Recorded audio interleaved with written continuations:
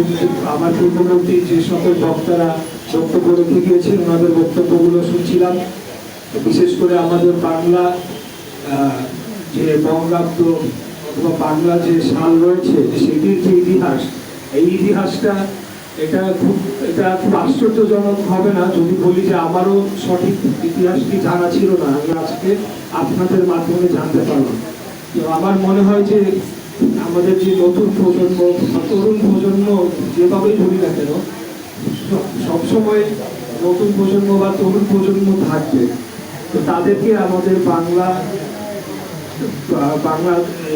এই মাটির যে ইতিহাস এবং আমাদের বাংলা নববর্ষ কিভাবে সেটার উদ্ভব হলো, কিভাবে সেই ইতিহাসটা আসলো, সেটা শেখানোটা অত্যন্ত প্রয়োজনীয় বলে আমি মনে করি। আমি নিজে ইংলিশ মাধ্যমে পড়েছি, স্কলাস্টিক স্কুলে পড়াশোনা করেছি। সেখানে আমাদের বাংলা সাবজেক্ট ছিল না সেটা বলবো না, তবে এত ব্যাপকভাবে আমাদের নিজস্ব সংস্কৃতি, আমাদের নিজেদের ইতিহাস, বাংলার ইতিহাস, এই বিষয়গুলো সেভাবে সেখানে পড়ানো হয় না। তো আমি আগামী দিনে আশা রাখি যে আমাদের নতুন সরকার, বাংলাদেশ জাতীয়তাবাদী দলের নেতৃত্বে যে সরকার গঠন হয়েছে, ত্রয়োদশ জাতীয় নির্বাচনের মাধ্যমে আমরা যে সরকার গঠন করেছি, সেখানে ঢাকা 6 আসনে আপনারা এখানে অনেকেই উপস্থিত রয়েছেন। ঢাকা 6 আসনের মধ্যে বাংলা ভাষার যে প্রকাশক এবং প্রকাশনী, বিভিন্ন প্রেস এবং বিভিন্ন বই পুস্তক সংগঠনের ওখানে উপস্থিতি রয়েছে।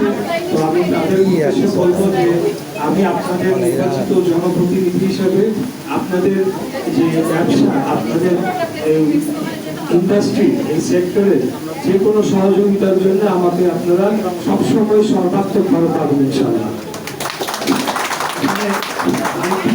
যোগ করতে হয় যে পূর্ববর্তী একজন বক্তা বলে গিয়েছেন যে মুক্তিযুদ্ধ বিষয়ক মন্ত্রণালয় থেকে বিভিন্ন ধরনের বই পুস্তক সেগুলো ইতিপূর্বে কেনা হতো এবং সেটির মাধ্যমে যারা পুস্তক ব্যবসার সাথে জড়িত রয়েছে সেই সেক্টর লাভবান হতো। আমরাও চাই যে আগামী দিনে আপনারা আরো বেশি লাভবান হন। তবে এখানে একটা প্রশ্ন, আমার একটা কথা রয়েছে, সেটি হলো বিগত 17 বছরে আমরা দেখেছি যে কিভাবে চাটুকারিতা এবং তৈলবর্ধনের জন্য বিভিন্ন বই পুস্তক লেখা হয়েছে, সেখানে ইতিহাসকে বিকৃত করা হয়েছে, মুক্তিযুদ্ধের ইতিহাসকে বিকৃত করে এক ব্যক্তির একটা সম্পত্তিতে রূপান্তরিত করা হয়েছিল, যার মাধ্যমে সেটিকে পুঁজি করে একটা ফ্যাসিবাদী একটা মাফিয়াতন্ত্র কায়েম হয়েছিল। তো সেই সকল যে সব বই রয়েছে এবং একটা পার্টিকুলার গ্রুপ অফ পিপল, তাদের থেকে শুরু বই পুস্তক গুলা সংগ্রহ করা হতো বলে আমি জানতে পেরেছি। তো আমরা চাই যে সেটার পরিবর্তন ঘটিয়ে সৃজনশীল এবং সত্য ইতিহাসকে প্রকাশ করে এই ধরনের বই পুস্তক আগামী দিনে প্রকাশিত হোক। সেটি আমার বিশ্বাস যে শুধু মুক্তিযুদ্ধ বিষয়ক মন্ত্রণালয় নয়, সব মন্ত্রণালয়েরই তাদের নিজস্ব প্রকাশনা রয়েছে। তো সেখানে সেগুলোকে সংগ্রহ করা হবে এবং আপনারাও তার মধ্যে লাভবান হবেন। এবং সেটি বাস্তবায়ন করতে হলে যারা পুস্তক প্রকাশক রয়েছে, প্রকাশকদেরকেই সবচেয়ে বেশি অগ্রণী ভূমিকা পালন করতে হবে বলে আমি বিশ্বাস করি। আর বেশি বক্তব্য নির্ধারিত করবো না, আমি আসলে বক্তব্য দিতে জানি না। আমি একজন মাঠের রাজনৈতিক কর্মী, মাঠে ময়দানে লড়াই সংগ্রাম করে আজকে এই অবস্থানে এসেছি এবং আপনাদের ভোটে, আপনাদের দোয়া ভালোবাসায় ঢাকা 6 আসন থেকে আমি সংসদ সদস্য নির্বাচিত হয়েছি। আজকের আমাদের মাননীয় প্রধানমন্ত্রী দেশ নায়ক জনাব তারেক রহমান আমার উপর আস্থা রেখেছেন, আমাকে মুক্তিযুদ্ধ বিষয়ক মন্ত্রণালয় প্রতিমন্ত্রীর দায়িত্ব দিয়েছেন এবং ভবিষ্যতে যে কোনো দায়িত্ব উনি দিবেন সেই দায়িত্ব আমি পালন করার জন্য, দেশের জন্য, জনগণের জন্য এবং আমাদের এই শহরের যে সীমাহীন সমস্যা রয়েছে সেগুলোকে নিরসনের জন্য এবং যখন যেই সেক্টরের যে মানুষটাই আমার কাছে সহযোগিতার জন্য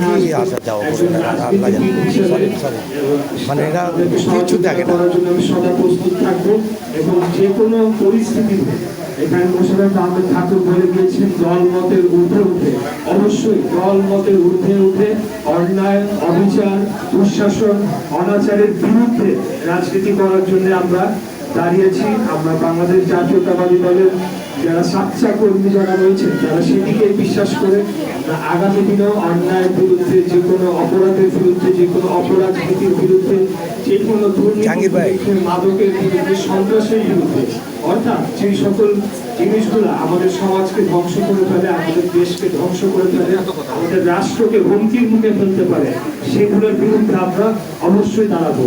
আমরা যে কোনো স্বৈরাচারী মনোভাব সম্পন্ন রাষ্ট্র পরিচালনার দায়িত্ব যারা থাকবে, তারা যদি স্বৈরাচারী মনোভাব কেউ দেখায়, তাদের বিরুদ্ধে আমরা রুখে দাঁড়াবো। আমরা স্বৈরাচারের বিরুদ্ধে আন্দোলন করেছি, আমরা ফ্যাসিবাদের বিরুদ্ধে আন্দোলন করেছি। আমি অন্তত আবার যে উত্থানটা হয়েছে ফ্যাসিবাদী বিরোধী আন্দোলনে, রাজপথে আন্দোলন করতে গিয়ে, সেটাই আমার শিকড়, সেটাকে আমি কোনোদিনও ভুলে যাব না ইনশাল্লাহ। আমি আপনাদেরকে কথা দিতে চাই, আগামী দিনে আপনাদের দোয়া, ভালোবাসা, পরামর্শ নিয়ে রাজনীতিতে আমাকে আমার অবদান রাখার সুযোগ কি করে নিতে চাই। আপনারা সবাই ভালো থাকবেন, আমার জন্য দোয়া করবেন। খোদা হাফেজ। বাংলাদেশ জিন্দাবাদ, বাংলাদেশ জাতীয়তাবাদী দল।